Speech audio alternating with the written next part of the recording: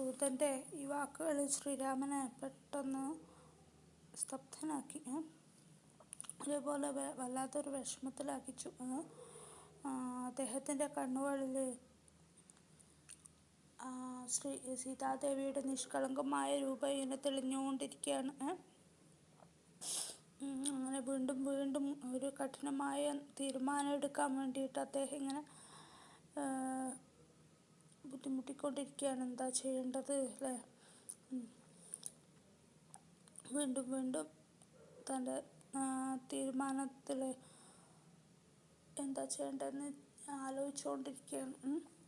എന്താ ശരി, ഏതാ തെറ്റ്, എന്താ ചെയ്യേണ്ടത് അല്ലേ? ഒരു നല്ല തീരുമാനം എടുക്കാൻ വേണ്ടിയിട്ട് അദ്ദേഹത്തിന് ഭയങ്കര ബുദ്ധിമുട്ടുണ്ടായി. സീതാജി ഈ സമയമാണെങ്കിൽ ഗർഭാവസ്ഥയിലും കൂടിയാണ്, ഗർഭിണിയാണ്. ശ്രീരാമൻ സീതാദേവിയെ ഉപേക്ഷിക്കാൻ ഒട്ടും തന്നെ മനസ്സുമില്ല. ഒട്ടും ചിന്തിക്കാൻ പോലും പറ്റാത്തൊരു കാര്യമാണ്.